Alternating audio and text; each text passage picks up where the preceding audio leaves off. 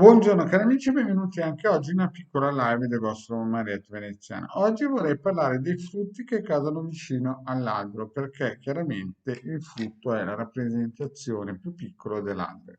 Ma prima di fare questo, il vostro Marietto Veneziano vi vuole chiedere di iscrivervi al canale YouTube Lady Gala, al canale YouTube del vostro Marietto Veneziano, se non l'avete ancora fatto, di venirci a trovare nei nostri gruppi social. Stiamo rilanciando il link sono sotto qui in descrizione, il gruppo di Fese, Radionica, Radiestesia, Tarologia e Hermetismo. Siamo più di 1430 amicizie e stiamo crescendo. In più vi ricordo anche il sito capitano.altervista.no, link sotto in descrizione, dove il vostro marietto ha posizionato più di 20 ebook di radionica radiestesia gratuita con tanto di spiegazioni, sono gratuiti, ne hanno già scaricati più di 150.000 e il vostro marietto veneziano ha già donato all'umanità più di 2 milioni di circuiti radionici e quadranti radiostesici con tante spiegazioni targate Marietto Veneziano. Qui abbiamo anche una sezione shop, il legale Marietto Veneziano, dove ad esempio vendiamo questo amuleto talismano a 150 euro più spese di spedizione. Bene, abbiamo anche un gruppo di Telegram che è in work progress e prima o poi reinizieremo quando avremo tempo. Bene, adesso parliamo un po' di questa situazione perché spesso e volentieri delle mamme mi telefonano un po' disperate che hanno perso la situazione e il controllo dei propri figli, no? E lì c'è poco da fare se non attivare riti propiziatori e riti, insomma, che diano rinforzo e qualche circuito. Ma quelle mamme che sono ancora all'inizio, no? Che magari stanno progettando di mettere su famiglia con tanto di bambini, il vostro marietto vuol dare dei consigli, no? Certo che chi segue il marietto questa cosa l'ha già sentita detta in altre salse, comunque è molto importante che lo ripeto perché molte mamme mi contattano, molte donne mi contattano, molti signori mi contattano perché hanno delle piccole salitelle in casa e non riescono a capire dove hanno sbagliato. Ultimamente avevo letto che su un social una scritta del genere, no? Se siete della generazione dei quarantenni, divertitevi perché la prossima generazione che dovrebbe pagare la vostra pensione adesso è su TikTok, no? E quindi l'ho detta, cioè era una battutina, però effettivamente molti giovani purtroppo sono assorbiti da questo pifferaio magico che sono questi social che fanno perdere un po' la voglia di essere, tra virgolette, creativi e gente che fa.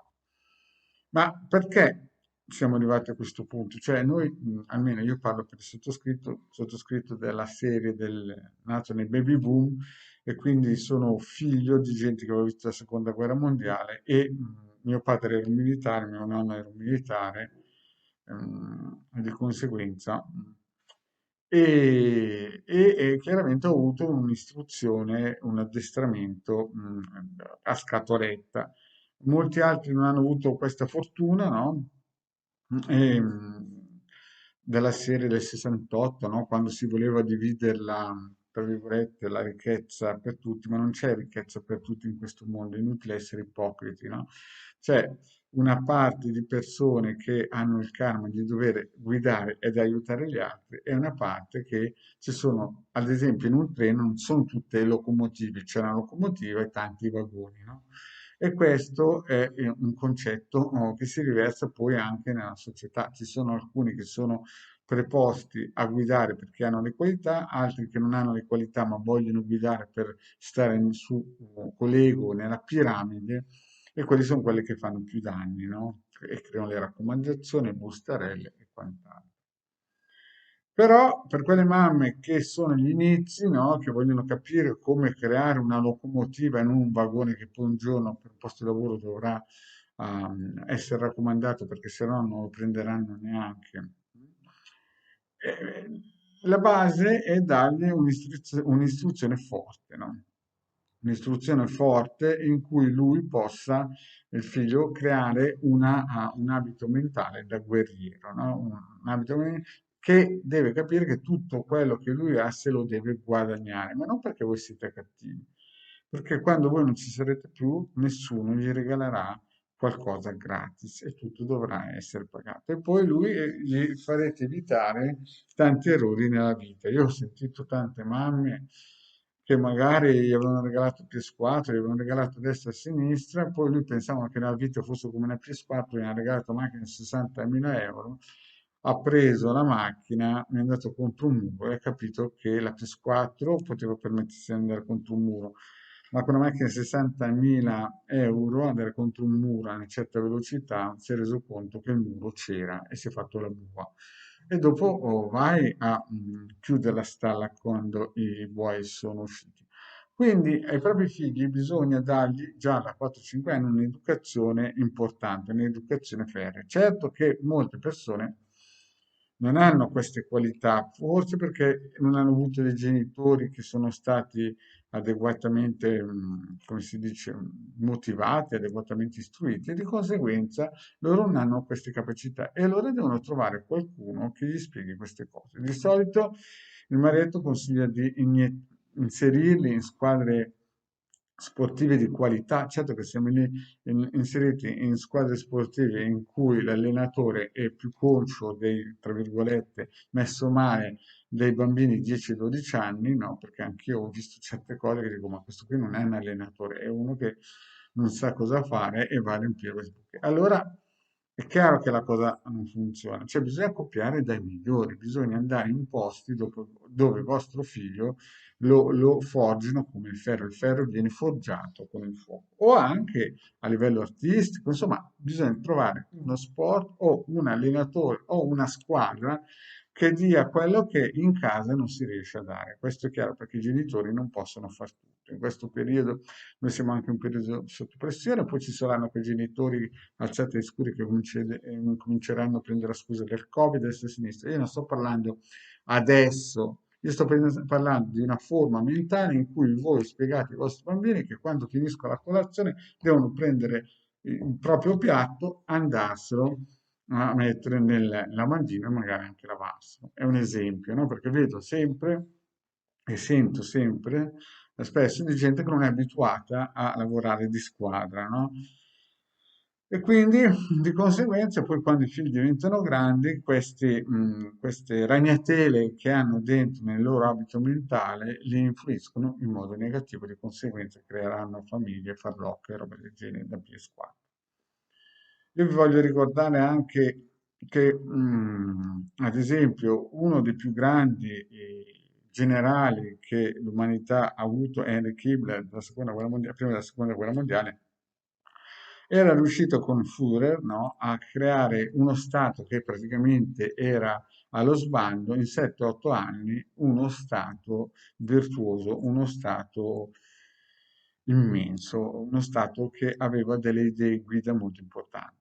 La Germania, voglio ricollegarmi a questo concetto, perché la Germania è diventata dopo pochi anni, anche se va presso la guerra mondiale, la terza potenza, come si suol dire, economica mondiale, per il semplice fatto che tutte queste della Gestapo, tutte queste delle SS che avevano preso, cioè c'erano vari livelli di Gestapo e c'era 1 milione di persone che Himmler aveva istruito tramite chiaramente istruzione, no? Libri e roba del genere, sia con un sistema militare sia anche con un sistema esoterico. Quindi quando la Germania ha perso la guerra, Adrià che gli alleati hanno voluto creare un muro di cinta contro l'Est, no? Però nel mondo tedesco, nel mondo germanico, esisteva sempre 1 milione di esoteristi creati dal generale Heinrich Himmler, no? Adesso noi in Italia siamo un po' così come siamo, qui stanno creando i milioni di PS4, di Xbox, chiamatelo come volete, di TikTok, però anche per le mamme più attente, i papà più attenti si devono sedere, mettersi a parlare quando i figli hanno 4-5 anni e pianificare una strategia per creare un abito mentale in cui quando queste persone, cioè i loro genitori, non ci saranno più, il figlio sarà una riserva, sarà come si dice, un aiuto, sarà una risorsa per la propria moglie e per la propria nazione, no? Perché la nazione nasce in casa, la nazione nasce fra le famiglie. Uno Stato sacro suolo italiano nasce proprio dalle famiglie poi si evolve. Poi un'altra cosa che vorrei aggiungere per tutti quelli che stannacciano la democrazia, roba del genere, io l'ho già spiegato tante volte che noi viviamo sotto una tassocrazia degli Stati Uniti che hanno le potere. Quindi quando voi sentite nei vari talk show che si ammazzano, si straccino le vesti, no? Per tavolare discorsi su destra, non esiste. Esistono il mondo misterico che guida, esiste il mondo militare, esiste il mondo esoterico, esistono i servizi segreti, ma tutto questo talk show che voi vedete, questo finto turbo capitalisti che voi vi immaginate che esista, esiste sulla carta ed esiste solamente, è come se ci fossero dei binari, no?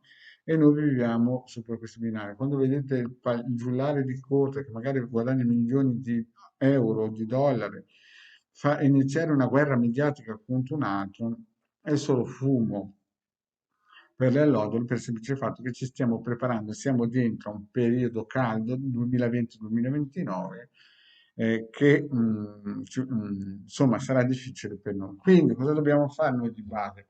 Costruire un abito mentale per i nostri figli tramite un'educazione ferrea, se non ci riusciamo noi, li portate in una bella squadra o a suonare il violino, insomma dovete impegnarvi dove loro vedete che hanno queste possibilità, queste qualità, non potete lasciarle a casa a stare fermi davanti a una PS4 a giocare o alla guerra o alla macchina, perché arriverà un giorno che voi non ci sarete più ad aiutarli, a curarli, e se lui non ha l'adeguata attrezzatura mentale, sarà praticamente asfaltato e non riuscirà a capire che non viviamo nella talassocrazia. Bene, grazie cari amici e alla prossima, ciao.